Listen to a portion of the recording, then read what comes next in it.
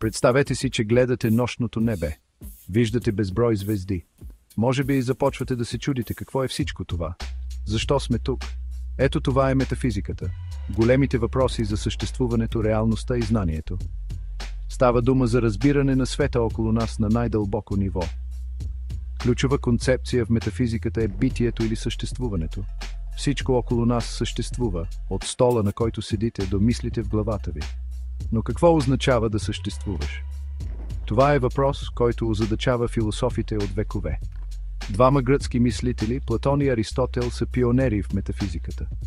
Те са живели преди повече от 2000 години, но идеите им все още са актуални. Те са се борили с въпроси за природата на реалността, съществуването на душата и смисъла на живота.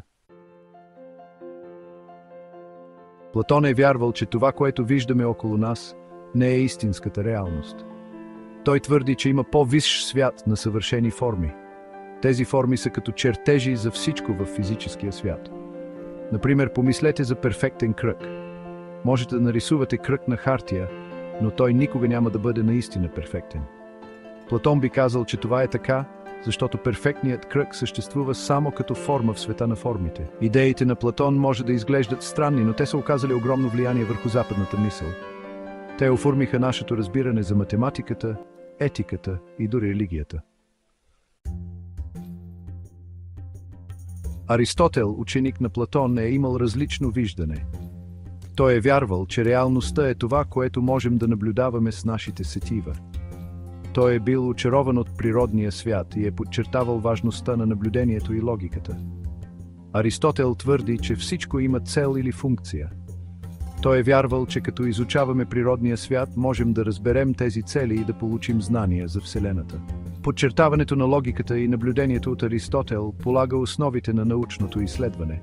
Неговите идеи са повлияли на всичко, от астрономията до биологията в продължение на векове.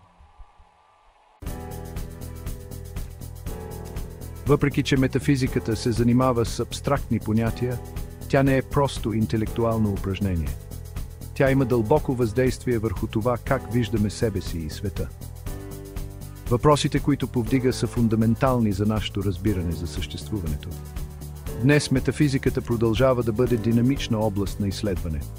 Философите все още спорят за природата на реалността, съзнанието и свободната воля. Макар че може никога да нямаме всички отговори, търсенето им е това, което ни прави хора. Като размишляваме върху големите въпроси, ние задълбочаваме разбирането си за себе си и за Вселената, в която живеем.